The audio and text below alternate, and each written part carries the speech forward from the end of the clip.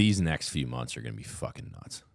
I'm there, like I said with the code thing, and I don't even want to. We can maybe get into it later, but like there's some things popping up already in the world, like the new monkeypox thing. Like of course, there's a playbook that's going to get. And there'll probably be a high profile police shooting here in the next month. That would be very convenient. Just get everyone fired up. Let's do some rioting again, right?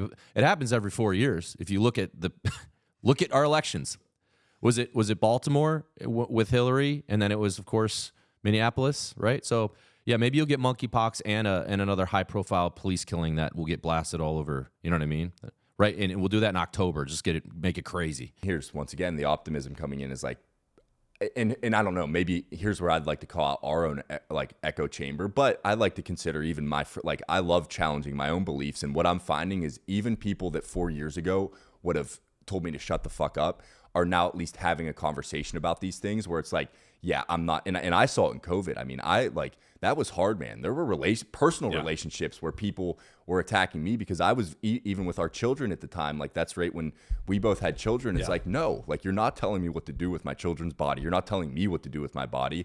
And if like you can't handle that, then I'm sorry. Like I'll maintain a friendship with you. But there were personal people that like felt attacked by certain belief systems. And now what I'm seeing is that has gotten better. Now, there's where I want to call out, like maybe it is a personal echo chamber, but I do think people are waking up more, and that as these things roll out, people aren't engaging with them anymore. Do you know what I mean? Meaning like they don't have the control on the consciousness of people that they had even 4 years ago, at least from my perspective.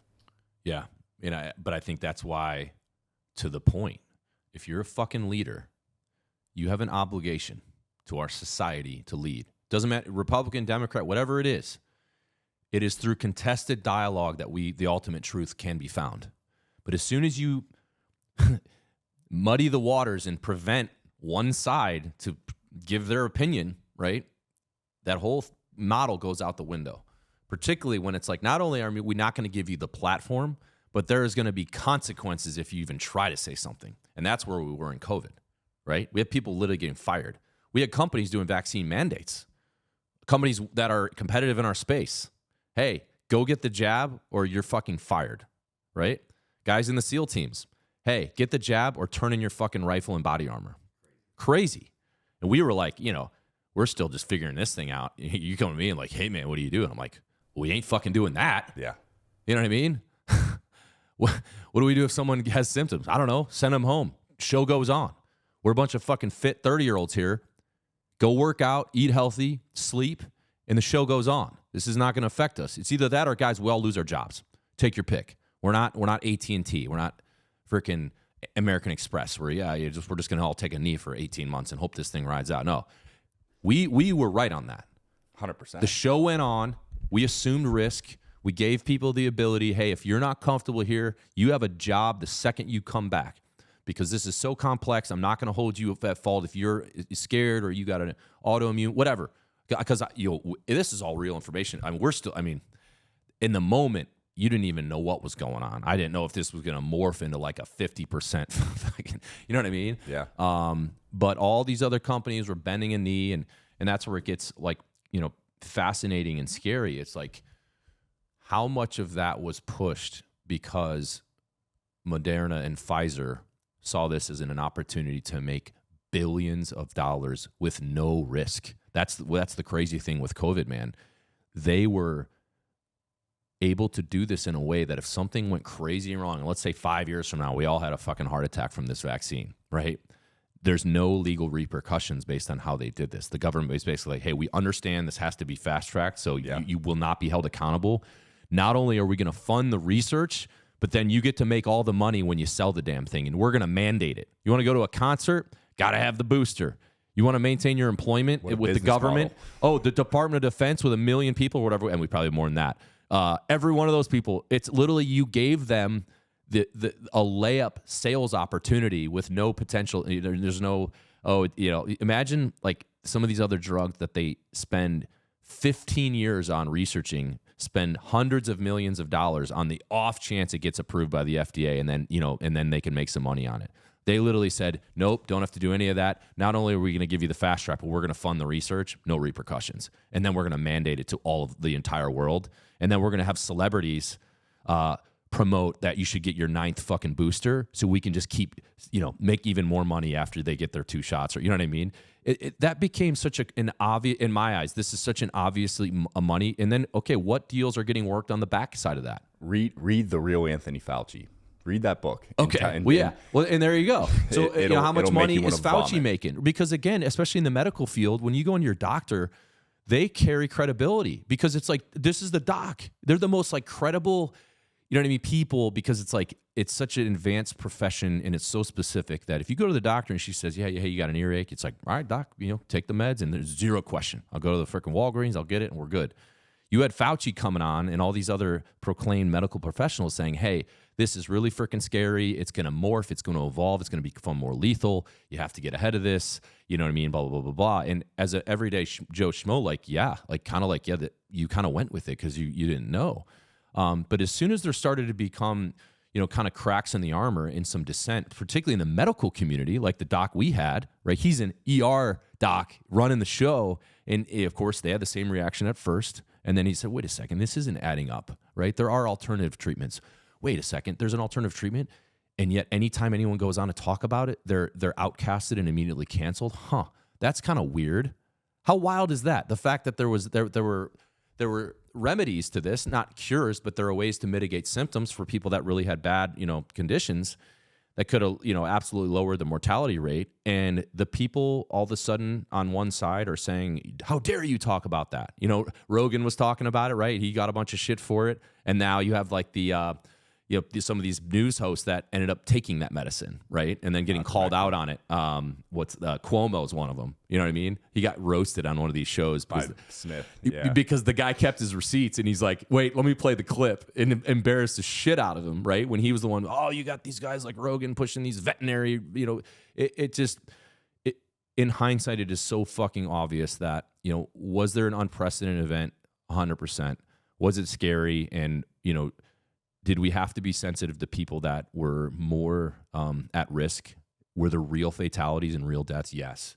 But at the same time, did we have to mandate 360 million people get a vaccine and then get number 2, then number 3, then number 4? Do we have to kick people out of the military for not getting, you know what I mean? It just became such a shit show. And I guess that's the last point I'll make is like, anytime the government is mandating something, we should all perk up and say, what's really at play here, right? If the government says by 2035, all vehicles need to be electric, on the surface, okay, wait a second. What's really at play here? When they say, we are not going to fucking frack, drill for oil, etc., and instead, their favorite word, we're going to renewable energy, wind and solar, right? Okay, what's really at stake here? Is Nancy fucking Pelosi hedging all of her investments into green energies because she knows in 2 years the government is going to do the biggest subsidy of all time and pump billions of dollars in an industry that would have failed, right? Or is Nancy Pelosi really think that the fucking New York City is going to be underwater in 2 years, like they keep saying, and it keeps not happening? Okay, Nancy, why do you keep flying around a private jet with all your cronies if the carbon footprint is such a, I mean, the society is, at this dire risk, you know what I mean? And so I just hope that people will be a little bit more curious and call out a little bit more bullshit or just be more skeptical, because you can take the whole solar and green energy thing. If the government subsidizes an industry with enough money, it will, from an economical standpoint, it will succeed, right? So basic laws of supply and demand, let's say it would cost you $25,000 to put solar panels on your house. And you did the cost analysis and you're like, all right, it's going to take me 25 years to get my money back on this thing. And right at the 25-year mark, like I got to swap them out anyway. It's not worth it. It's not the risk. They can break, blah, blah, blah. No one would buy a goddamn solar panel, right? If the government says, all right, Bear, hold on a second.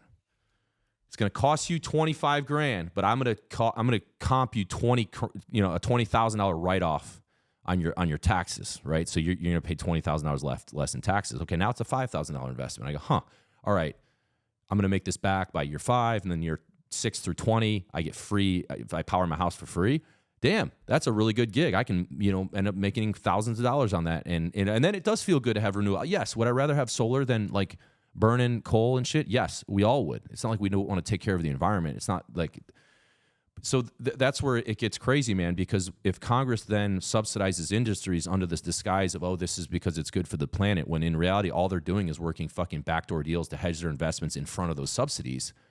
Again, it's like, you guys don't give a shit about this. And that's where we need watchdogs, man.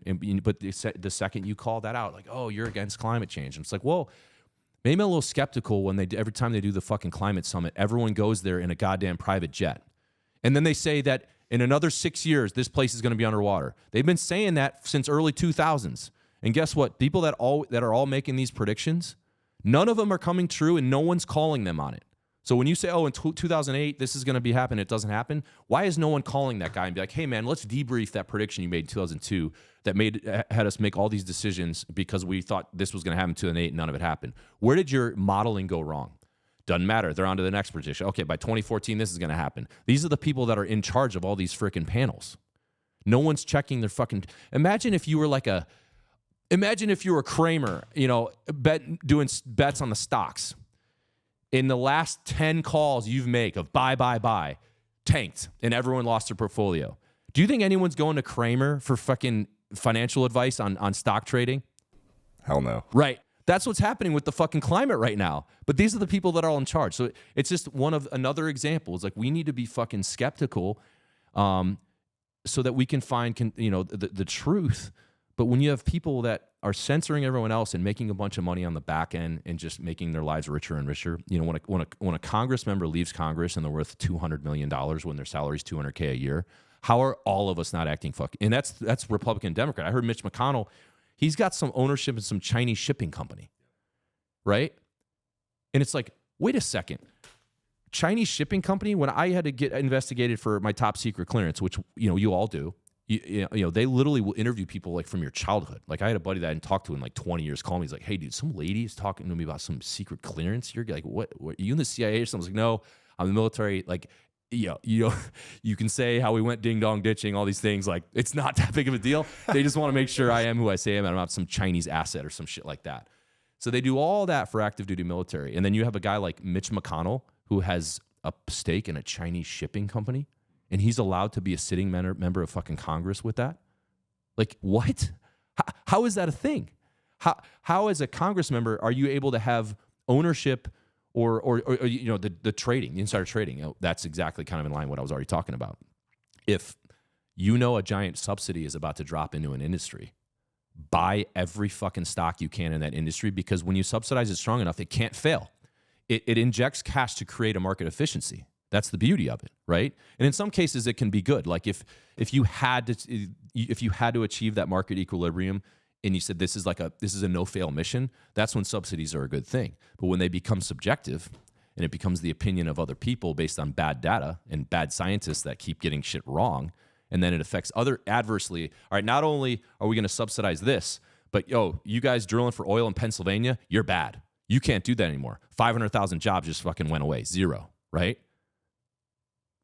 That's what Kamala Harris was recommending. No fracking, no drilling under any fucking circumstances. But hey, we have renewables. We'll do wind and solar. And then by 2035, you'll have to have electronic vehicles that are $90,000, even though there's not enough charging stations. It looks great. You know what I mean? That's the fucking game they're playing.